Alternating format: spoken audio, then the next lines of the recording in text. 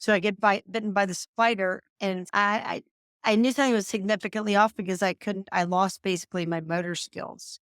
And then slowly that restored. Slowly, meaning 3, 4 days.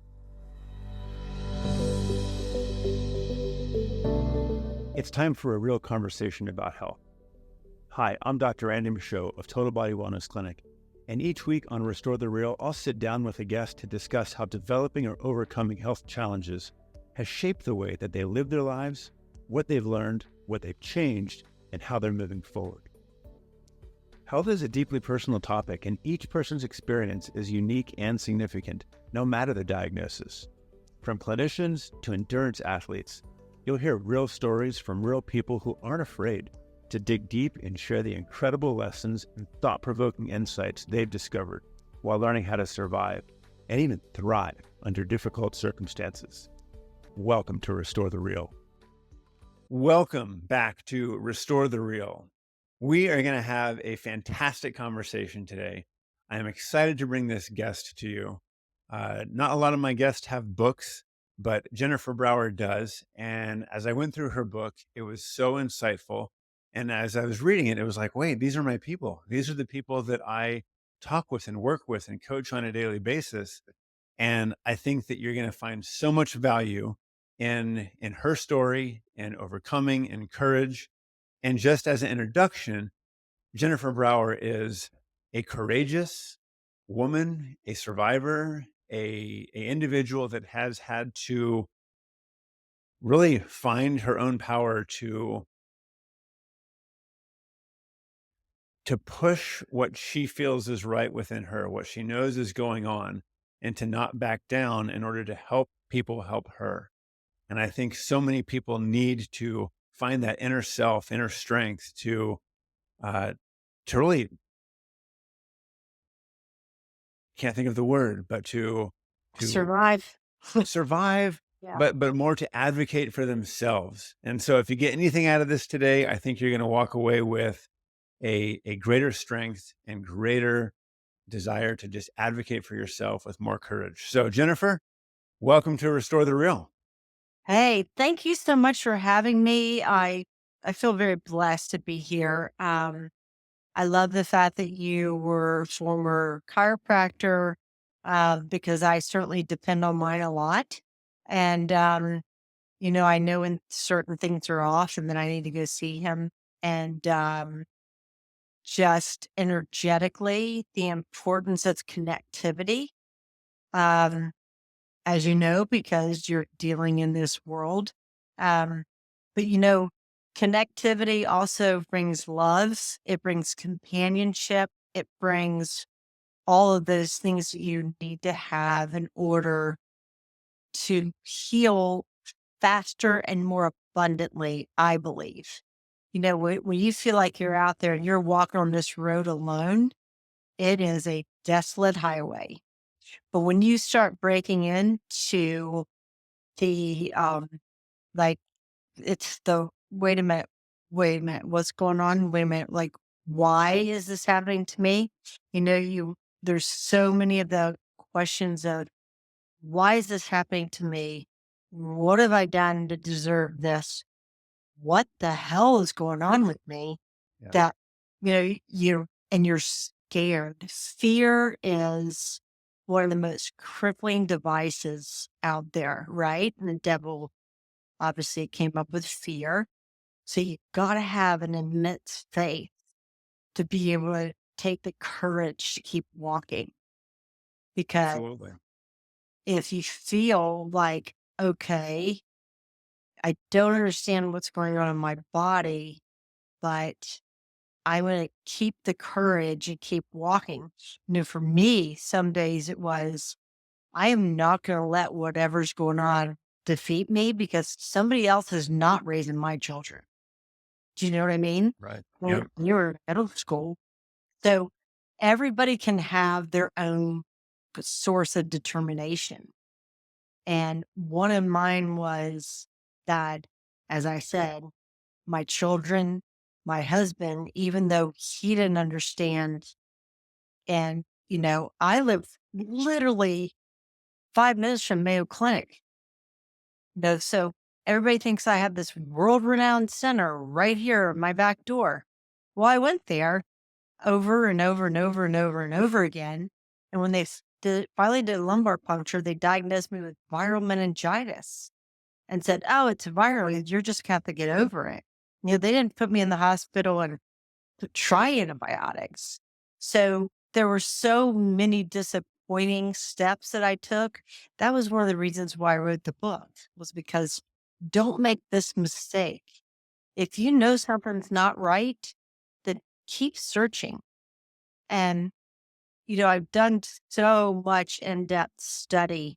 I can share thousands of stories with you, but I think one of the things I do want to just kind of bring out is that trapped emotions are the cause of a lot of dis-ease, right? We're not in ease in our life. And sometimes we can't figure it out. If we tell our story, it's us telling our story as we know it over and over, right? So sometimes we have to get to the depths of what that trapped emotion is because we don't have the memory to do that. We don't have the memory to go there.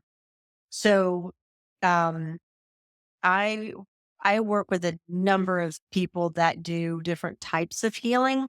So, emotion code is definitely something I'd love to discuss when we're I ready. love that. Yep. Um, I also do a lot of um, I deal with a professional magnet person that use magnets for, uh, balancing, because if our body's balanced, our pH is balanced, nothing can live inside us, right?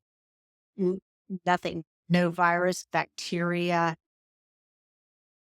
the long list of everything can live inside us if no molds, no fungus, no nothing, because our body will then have the ability to fight it off if we can keep it balanced. So what's interesting is I check in on a regular basis with a person who does biomagnetic balancing, but incorporated in that is emotion code.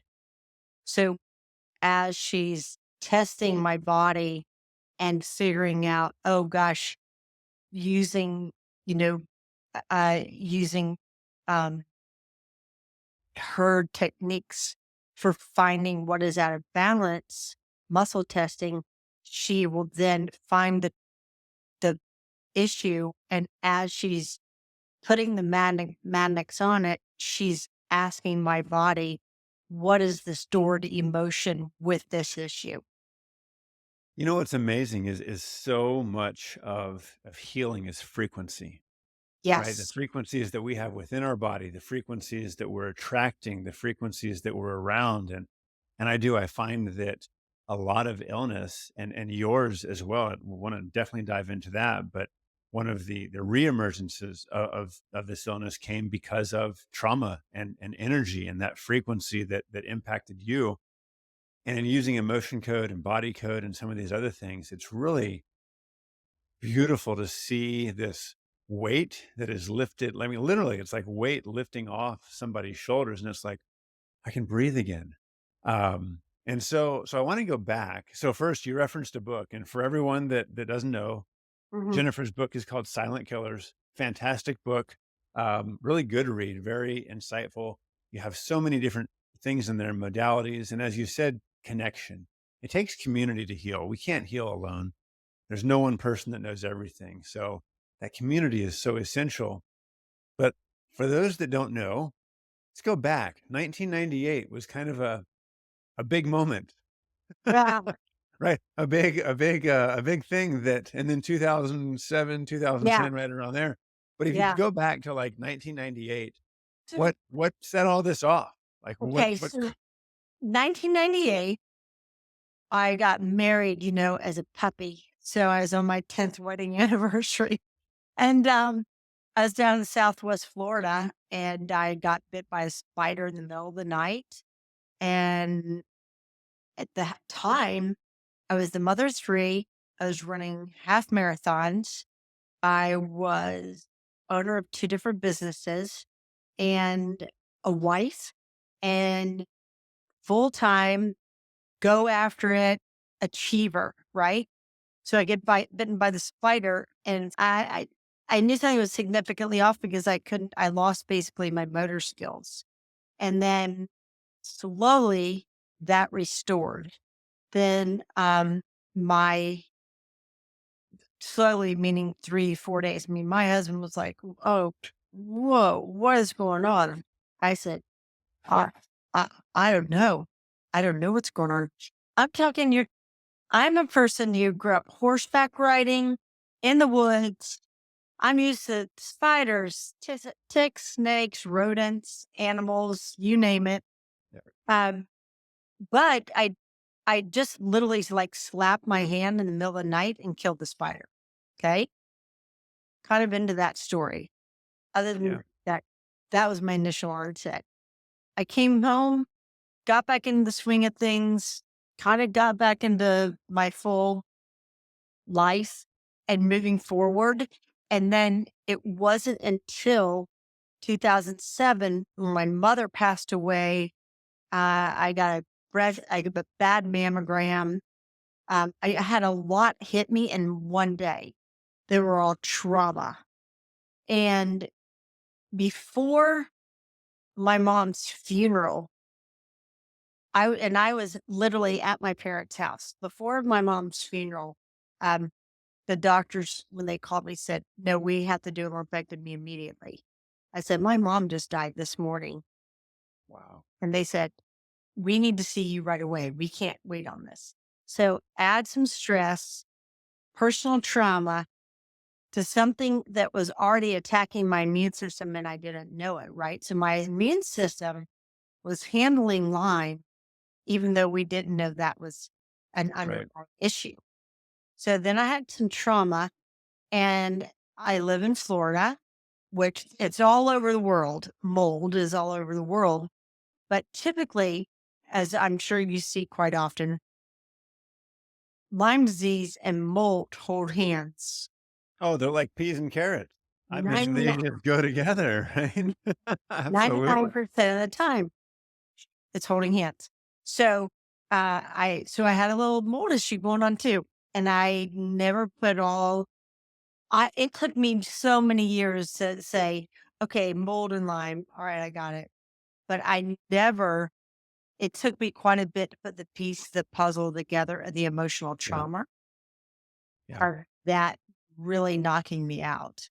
Um, If I if I can go back really quick, I think this is really important because I've heard a lot of people say this before where they had something happen, like you bit by a spider in 1998. And then for like 2, 3 days, you're just kind of like out. And then your body fought things and you recovered. And it was like, oh, good, great. Life goes on. Right. And and then it wasn't until, as you said, this emotional trauma. And I think that's so important because it's very easy to just cast aside, that short period of illness, um, and be like, okay, that was just a one-off thing, and then wonder, 5 years, 10 years later, like, wait, what happened? It's really important to put that picture together and to have those pieces. And sometimes it's hard to put them together, like right in the moment, but having then that trauma, all those things happen. It's so common that trauma just tanks our immune system, our nervous system, and then everything explodes. it does explode. And I think what happens is that when you have a situation that knocks you down, and I'm going to use the flu or COVID or whatever Yeah. you want to, it can knock you flat for a few days. Then when you kind of get over it, you're so thankful you're over it. You do want to put it in the back of your mind because you're thinking, that was a horrible Yeah. experience. I don't believe that I can ever experience that again, right? So you really do store that way, way, way back in that emotional center of your brain, right? Yeah. And then it's not until you're hit multiple times again that all of a sudden, and I have a strong constitution. I've known my whole life I had a strong constitution just because of the way I lived my life. I mean, I was not some little soft butterfly. I had a tough, resilient constitution. So I felt like I got this. The other thing is when you fall and can't get back up, as I did with the trauma and the mold and the Lyme, you know, nobody would diagnose me correctly. Number one, it was from a tick. Well, you know what? When There's you're no Lyme in Florida. I live There's and no, there's no pigs in Florida. There's no deer pigs in Florida. I was like, dude, I grew up on a farm riding horses. I saw ticks all the time. I saw deer all the time. So how can you tell me there's no Lyme in Florida? So it wasn't until the buzzing and the neurological aspects that started in my brain that friends of mine in Maine said, we think you have Lyme disease. And then I started going down that rabbit hole. Plus, they said, oh, it's from a tick bite. Well, I never had the bullseye from right. a tick, So common. right? And it was then very interesting because I don't know if you follow Anthony William, medical medium, but Yeah, yeah. So Anthony said in one of his books, or he tagged me on something I posted about getting Lyme for a tick bite. And then I started researching Anthony's work, and he flat out says, oh, yeah, you can get Lyme from a whole host of things. It's not oh, just tick. yeah. Oh, yeah. I've had people that have never been bit by a tick, but they've been bit by a spider. They've had like tons, hundreds of mosquito bites. I mean, so many other things. And it doesn't have to be a tick. And that's such a misunderstood concept that it does not have to be a tick. From what I've read, anything that transfers blood, Yep, any blood vector can transport Lyme, and then all the co-infections, for sure. protozoa, amoeba, other bacteria, viruses, retroviruses. These come from a host of things, and so if you haven't been bit by a tick, or you haven't had the rash, the erythromigrans, that does not mean that you are free from Lyme, because it comes in those so many vectors. And then the symptoms, as you were starting to describe, are so far out there, Yeah. right? You tell someone that you feel like there's a buzzing internally, Yes, and I'd love and what I'd love you to share for in a sec is telling people that what was that like? Because I have patients that I'll ask them, "Do you ever feel any buzzing or vibration?" And they almost like it's almost like they're a ghost, because when they have shared that in the past, they were told, "You're crazy. This doesn't happen. It's just all made up." What was your experience with that buzzing? Because that is one of the telltale things I see with Lyme and mold. well, I'll tell you this, the buzzing actually would kind of stop and go. The buzzing initially would come, be, and I didn't understand this until later, but because, and you saw it on my PET scans in the book, when your brain's inflamed and your body's not making a GABA to calm the glutamate down, then you become very electrosensitive.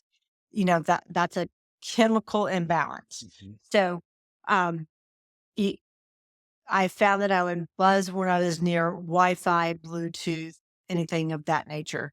The things that I found to calm that is submerging myself in the ocean, grounding myself Yeah. in whatever modality, everybody has a different way that they need to do their grounding.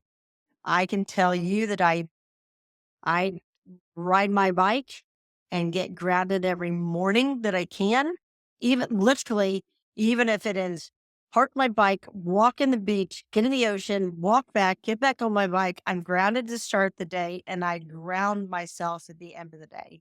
And that if I If it can't be the ocean, it's submerging myself in an Epsom salt bath, literally submerging my body underwater can make the buzzing stop. I'm just going to give you that little tidbit. But Yeah, and those are some great things. What did you do before you recognized that EMF was a challenge? Like, how did you describe the buzzing and not knowing that EMF was such a big role in that, or even well, describing that to a doctor or my husband, like my husband, and husband? Yeah, literally, we would walk in someplace and I was like, we're going to drive my car because I don't buzz in my car. You were always on your Bluetooth, whatever. So I would take trips in our car. I could walk into someone's apartment and I would be like, "Do you mind if I unplug your modem?" And they were like, "Sure." It says like, "Don't worry, I know where I'll find it." Like, cause I could lead and I could walk right into a room and unplug it. And then I'd have to do some, different things to ground myself. And then, you know, that's what I didn't sleep anywhere that had any kind of a Wi-Fi modem that I couldn't unplug. But, that was back in the day when it wasn't all just central wired and everything had Wi-Fi. I had to learn in hotels which hotels had their Wi-Fi um, boosters in their elevator shafts, which ones had their emergency stairs, so I could ask for a room that wasn't near either end of that. You know what I mean? So yeah. you everybody's different and everybody has to figure out to themselves what is best for them. There was quite a while there that I just didn't travel and didn't stay in hotels because I couldn't do it.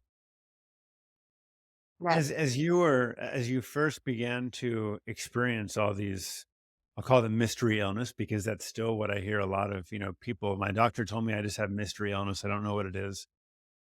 What was that like to be getting help? Because I don't, from what I read and gathered, it took you, you know, time to actually find people that knew, but just listened and then started to know how to help. What was that like beginning without having really people that knew what to do, but you were going to?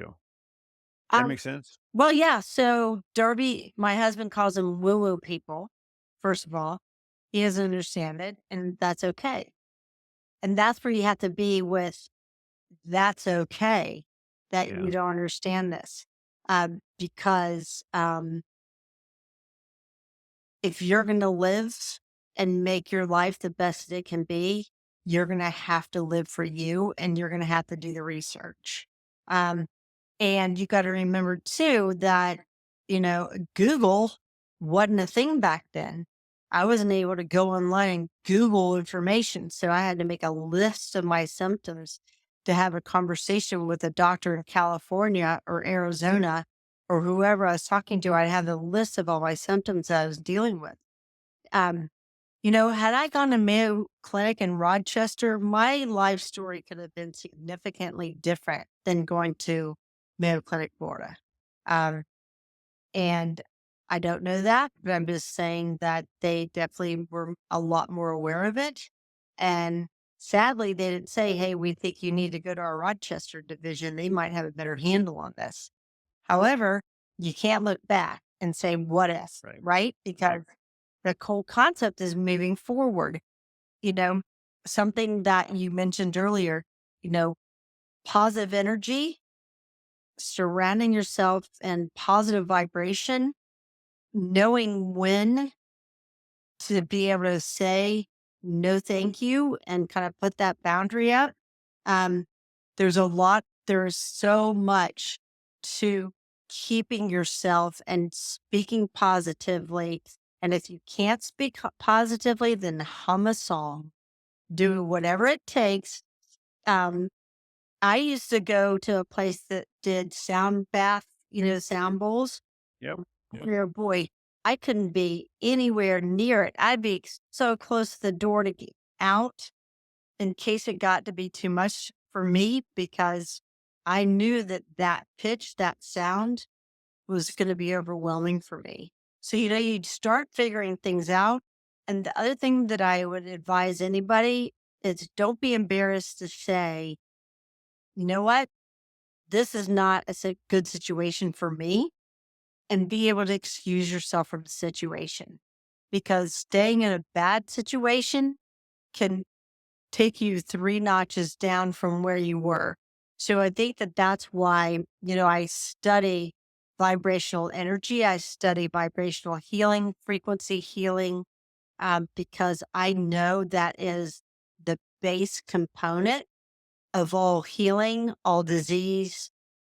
And it's taken me many, many years to learn that, but that's part of the reason why I wrote the book, was to help other people start exploring things that they've A, never heard of, or B, thought sounded woo-woo. Right.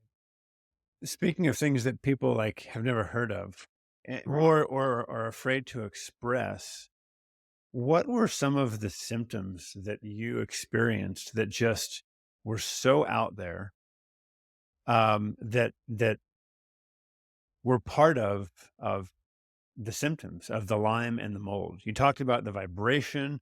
What were some of the other symptoms that you experienced that some Initially, people may not associate with Lyme and mold? I would close my eyes at night and I'd see white flashes, and, like, something electrically was off in my brain, but I didn't understand that. You closing your eyes, you think you're gonna see dark, right? And I would see these white flashes, and I thought, "Oh, good." You know, that freaks you out, and you're trying to Right. get to sleep, so you're all of a sudden having panic attacks because your brain's doing these things that you don't know how to explain to somebody else. And when you start going on a non-sleep pattern and you're still trying to function through the day, that in itself is so disturbing. The other thing is, I found myself, I didn't complain to people, but I didn't shut up. Like, I found it, I would find like-minded people that I could talk to. Here's an example. One day I'm standing in a local um, herb shop, like supplement shop. And I'm standing there and I'm talking to the owners, and I'm talking to him about the different types of magnesium, all the stuff.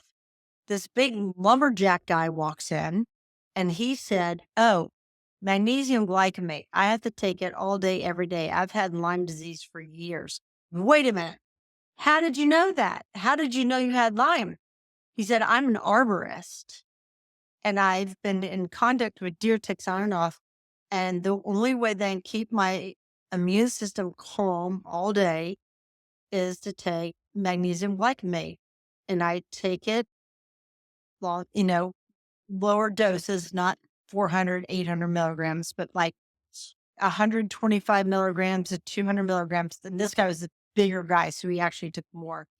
But I'll tell you, for years and years, I just started taking that magnesium glycomate every day, glycinate every day, every couple of hours, because it would help my central nervous system stay in a calmer state. Do you find, what, everybody finds their own hacks, right? Yeah, for And sure. so benzodiazepines, which are a tough drug to get off of, they helped me for years, but then I had to titrate off of them. Well, what do benzos do? They're supposed to calm your system, right? Well, instead of getting on a benzo, try taking small doses of magnesium throughout the day and see if that doesn't get the buzzing to stop. Plus grounding, standing in the grass, being in salt water, whatever it takes to help your mind not go in 1,000 different directions because you're constantly staying in panic mode. What have you found? So in doing the grounding and the emotion code work and the vibration, what what did you notice that doing in your body? So it calmed it. What were some of the ways that you experienced that? Or maybe what were even some of the first experiences you had with grounding, with emotion code, with vibration? Well, I'll back up and tell you a little story. Please. So, here I was, buzzing and definitely, being very freaked out, right? And I had 3 little kids and, uh, my husband's company sent us on a trip, and we were very fortunate to have this opportunity.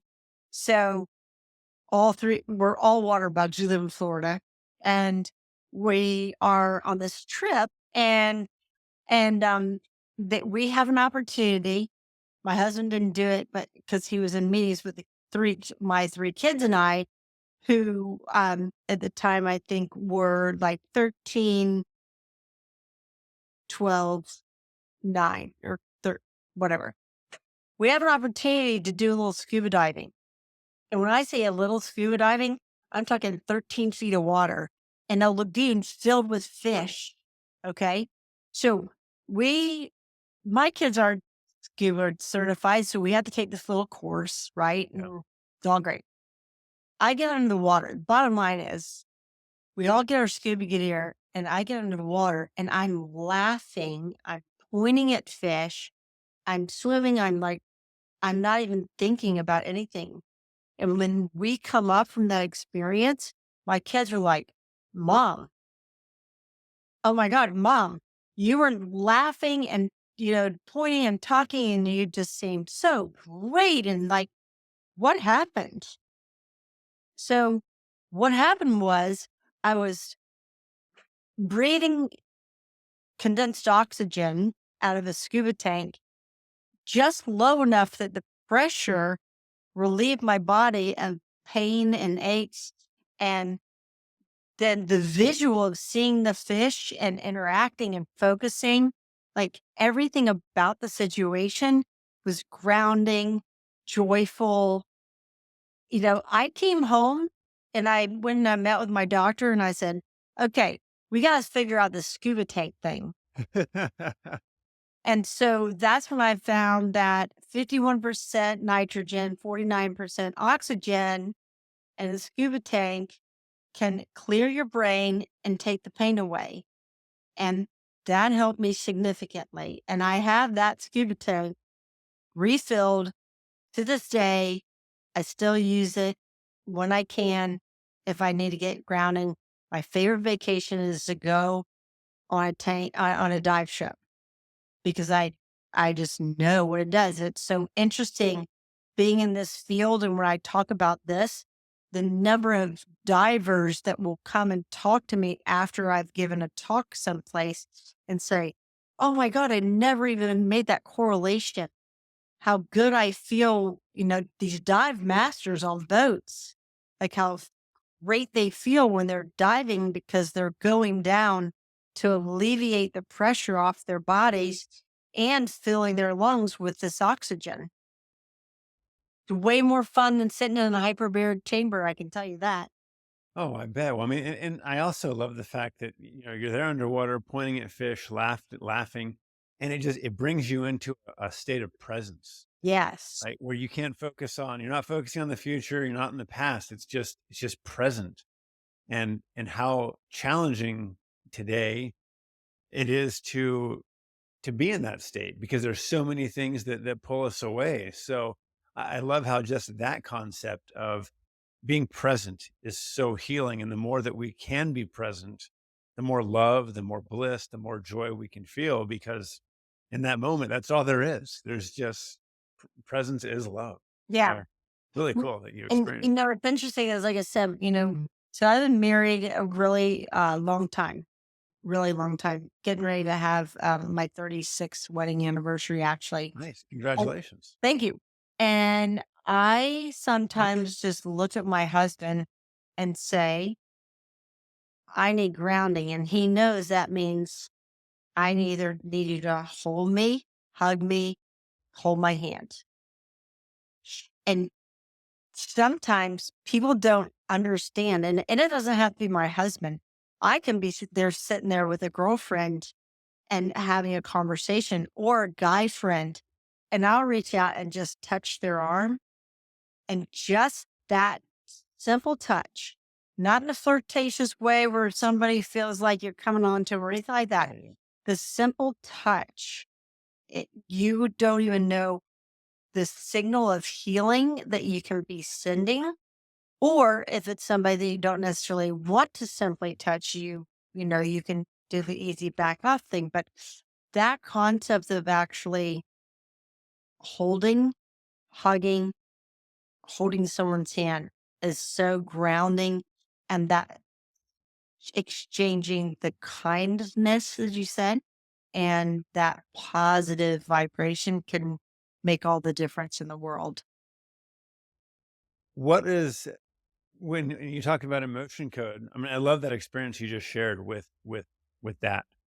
When you started to do some of the emotion work and the vibration, what was that experience like for you? And how did that add another layer to your healing? So we only can remember back so far, right? Right. That we only can remember back so far, so we can sound like a broken record and go over and over and over. And what happens to the motion code is because they're muscle testing you, they're telling you that basically your body's telling a different story than what your memory's saying. They may come up with something that happened at 5 years old, 4 years old, 3 years old, whatever, where you don't have a memory of that situation. They may come up with something that happened when you were in the womb that maybe your mother experienced and that your mother took on that emotion. And because we are all physical beings and we're in that womb, that emotion actually got, trapped in us. And people find that to be a super crazy concept, but it's amazing to go back and have work with an emotion code practitioner where they're muscle testing and they're saying, your body's telling me that there's a trapped memory at 2 years old, but they'll test that emotion. Does that emotion belong to you? And they get a no. Does that emotion belong to your mother? Maybe yes, maybe no. Can that emotion be released? Yes. And you said this earlier. As you release emotions, things get lighter. So I had a ridiculous amount of heart blocks around my heart wall. So I had these emotional blocks around my heart wall. And my emotion code practitioner is like, oh my God, this is going to take months and months and months to get through. And when you go see to an emotion code practitioner, and they're more Western MDs are starting incorporating this in their practice because they're finding that the cases of cancer, or there are so many more people that are healing by doing this work, doing the releasing trapped emotions.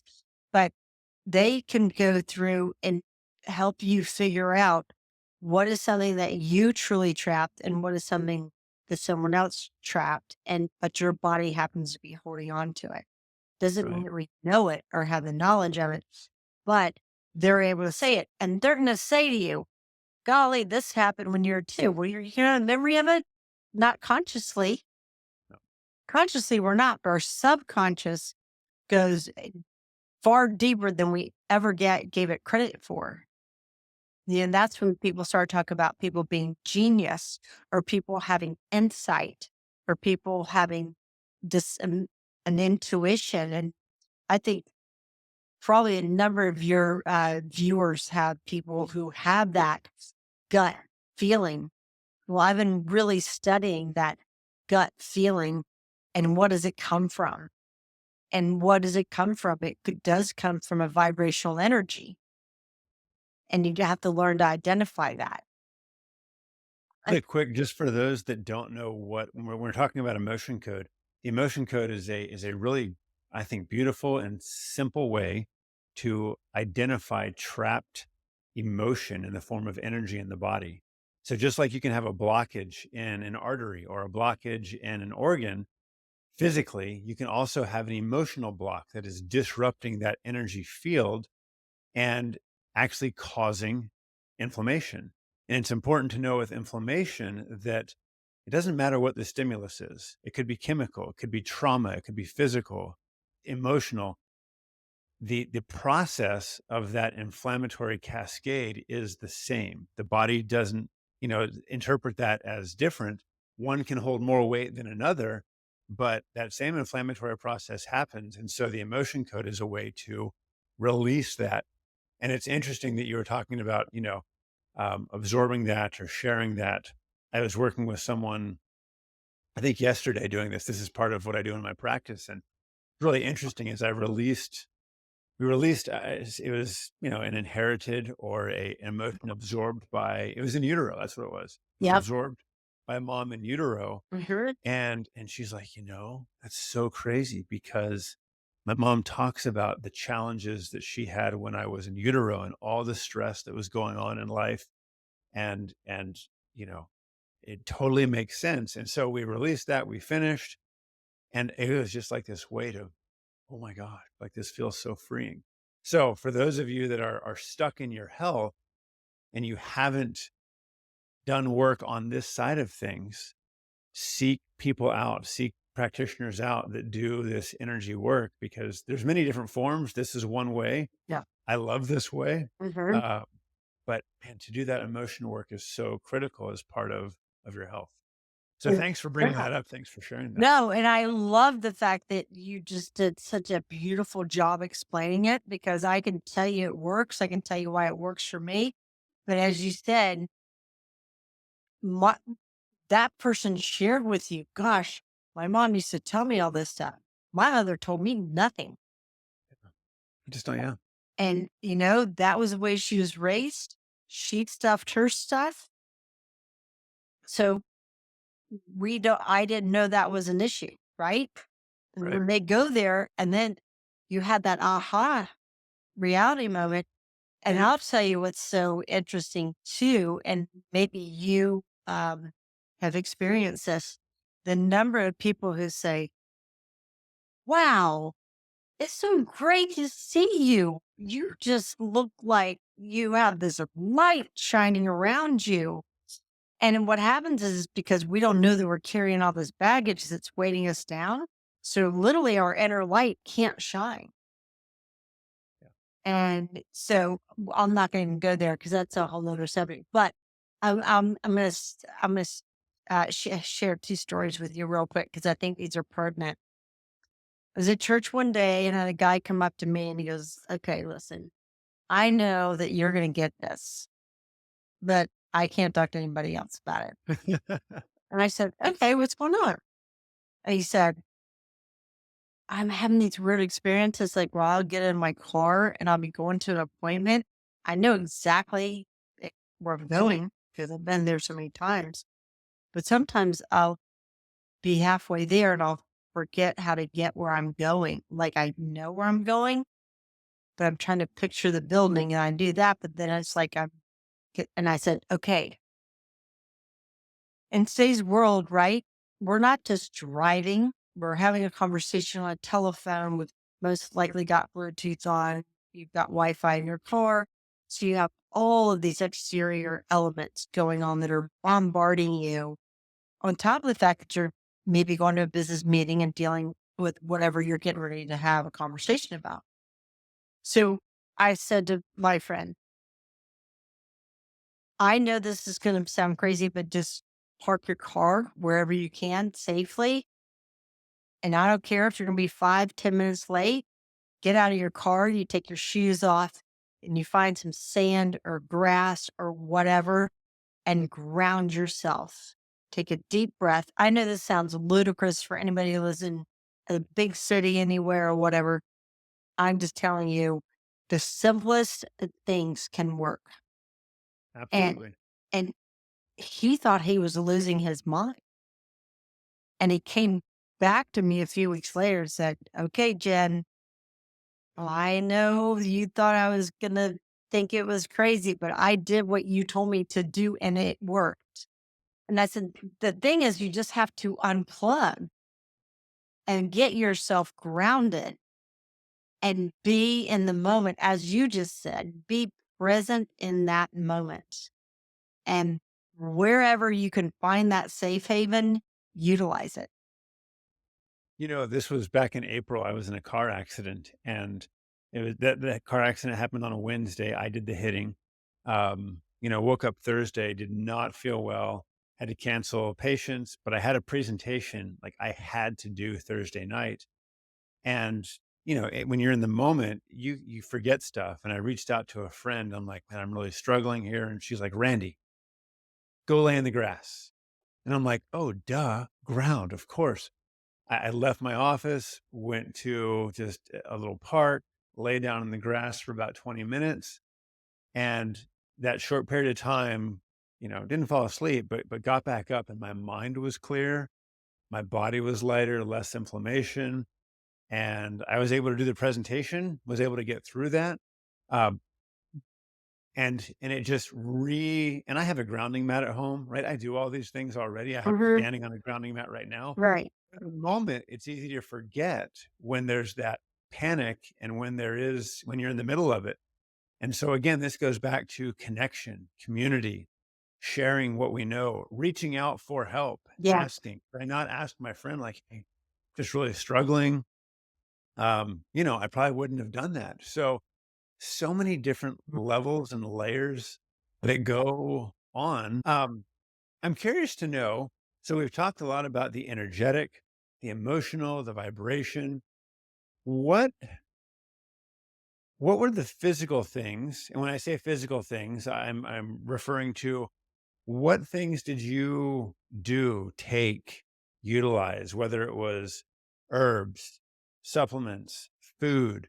What were some of the foundational things that you found that were like integral in your journey through health? W Well, definitely learning about all the different forms of magnesium was significant. Creating a diet that was very specific for my body, my needs, um, juicing, um, grounding, taking time to pray, meditate, um, being able to say things to people that I hadn't said just because I wasn't raised like that, but just expressing emotion. Um, Hopefully more I love yous than anything else. Um, but that's, you know, um, everybody has their different things. And when I say, hug a tree, I'm telling you, literally hug a tree and get rooted. Um, I can feel, my consent, like when the storm's coming, you live in Florida, we have lots of lightning and whatnot.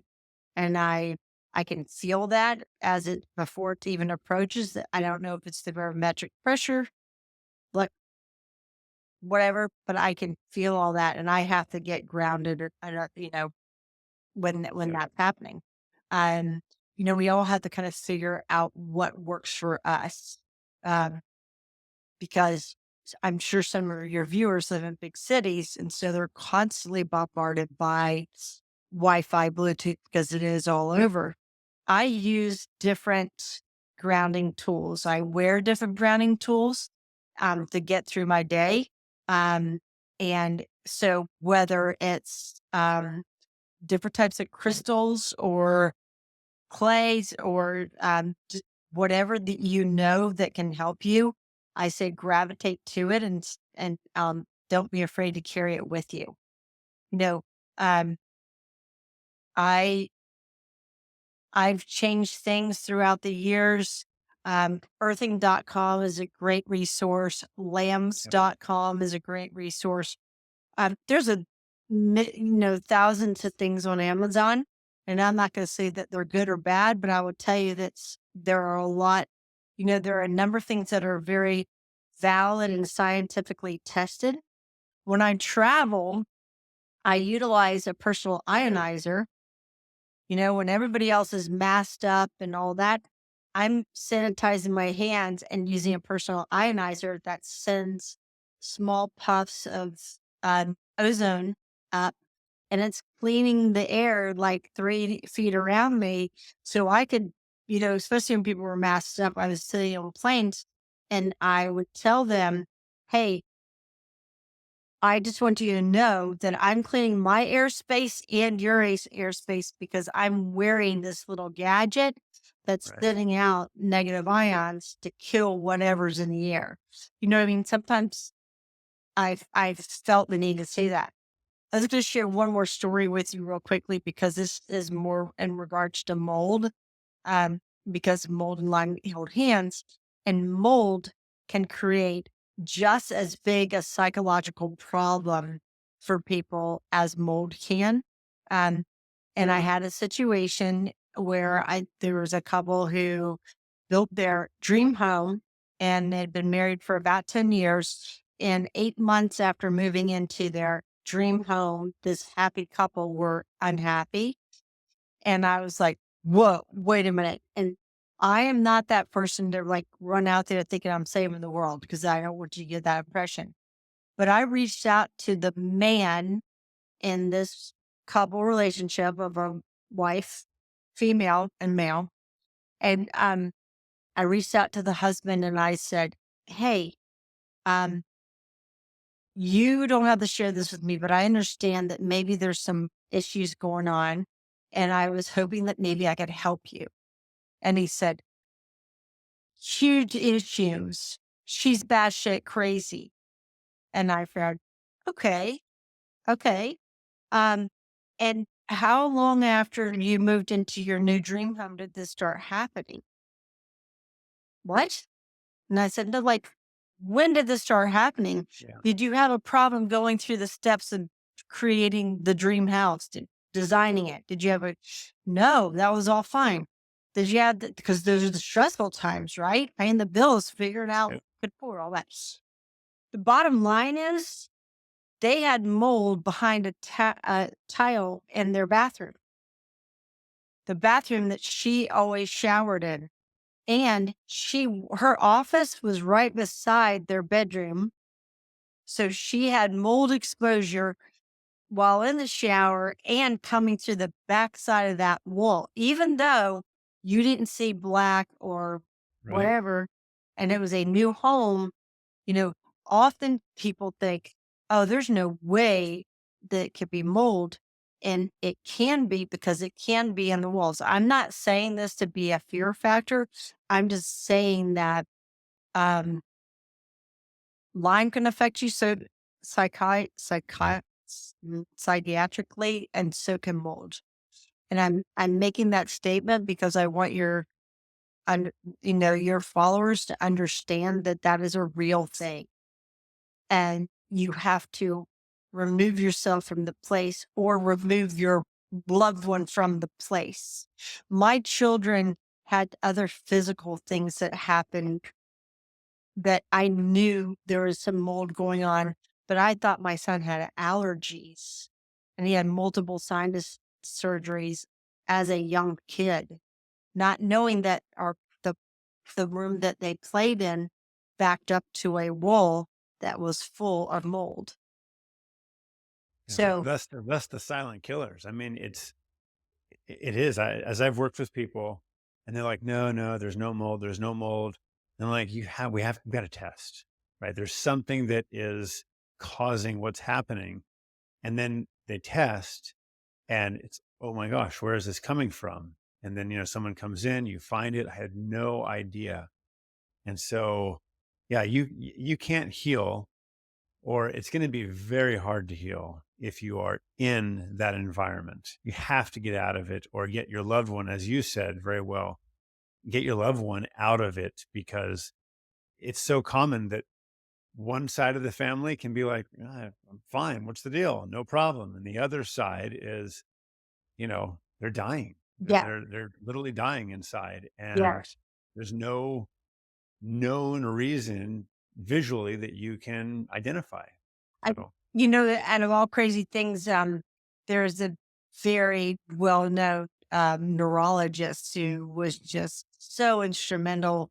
I spoke about him in my book. He could do, he could do, all of these different tests on your brain and read it differently than other people. So I've got that in my book, but one of the things that he's talked about was that, his office had mold in it. So his coworkers were not affected by it. However, he was.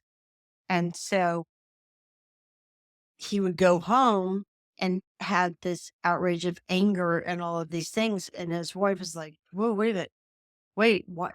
Why are you doing this? What was wrong in the office today?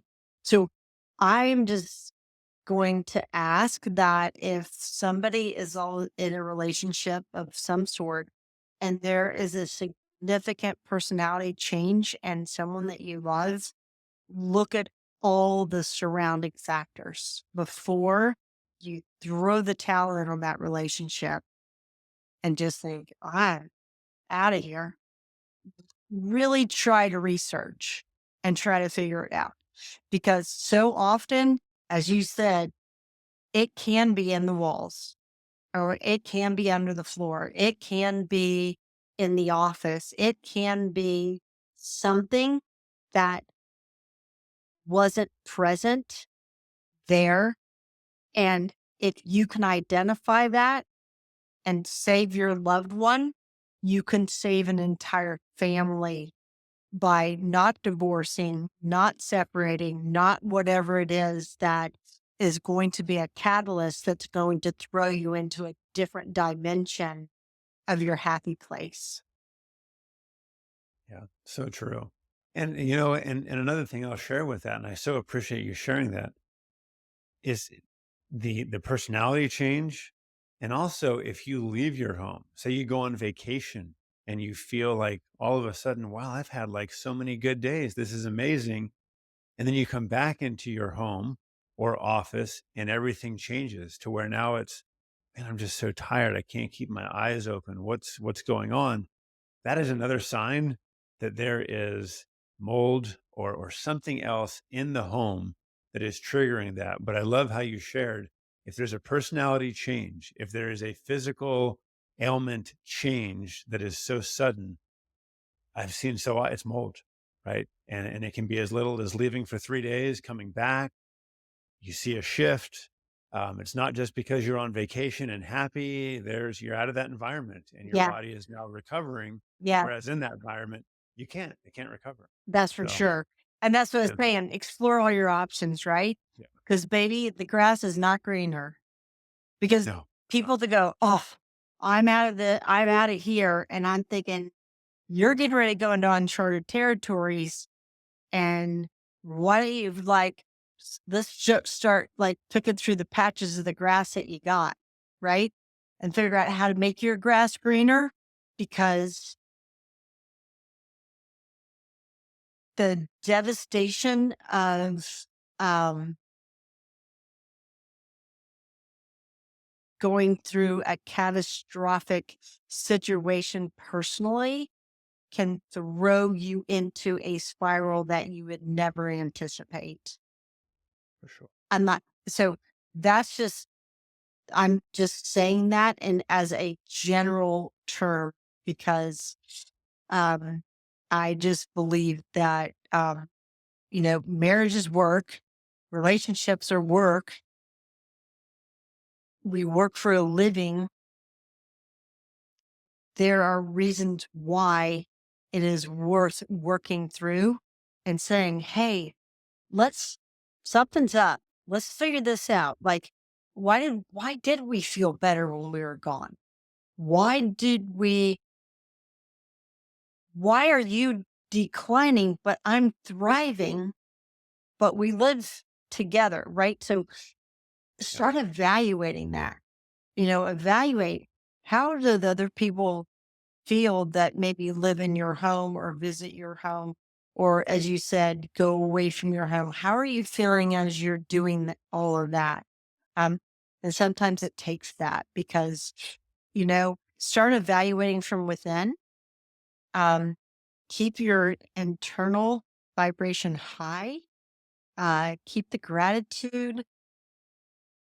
I will tell you, I can pull into a grocery store parking lot and find a parking spot and go, "Oh, thank you, God." It's those little things. It's the constant thank you this, gratitude for that. Stick a note in your neighbor's mailbox. You know what? I just wanted to say thanks for always being nice when I see you on the street. Just littlest thing can get you through the roughest days. And that positive vibration that you send out will come back to you in another positive vibration. Beautifully said. I think that's a great place to kind of wrap things up. It is gratitude, that outlook, looking how things are happening for you, not to you. And one thing else that you said, that conversation that you have with a spouse, a partner, right? That needs to be in a level of understanding, seeking to understand, of kindness, of love, not judging, of not like what you're experiencing is ridiculous. No, listen, let love prevail, right? Show up in the way that you would want someone to show up for you. And I think those conversations are not easy because there's a lot of vulnerability and they take a lot of courage. And courage is something that is not easy. Like walking through the storm is uncomfortable.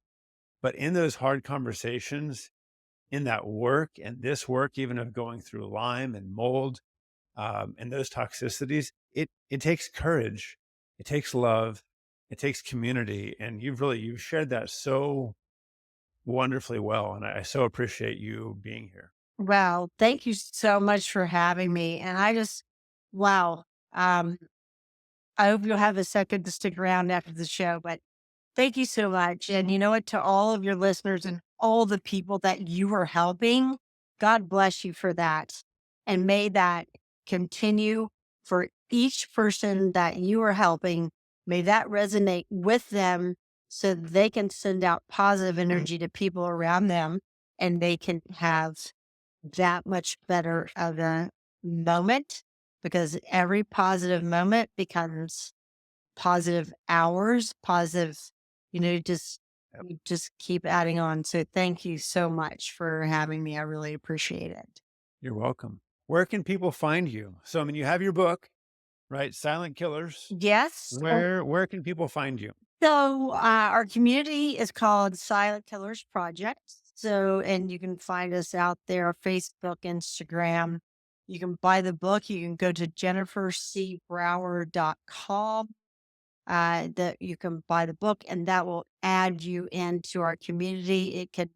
We do all sorts of different challenges, gut health resets. We try to, give all sorts of different words of encouragement. If somebody needs some loving, reach out and we have a team that will definitely reach back to you. So, you can buy the book on Amazon, but if you buy it through our book funnel, then you get a lot more bonuses that come with it. So probably the easiest way. So thank you. Awesome. Well, thank you so much. So, to those of you listening, please leave a review on our podcast because that is the way that we are able to spread these so important and valuable messages to add to your life, to those that you love, to those that you know that are struggling, that are suffering, and this could make a huge difference in their lives. So, thank you for all you do, and as always, keep it real.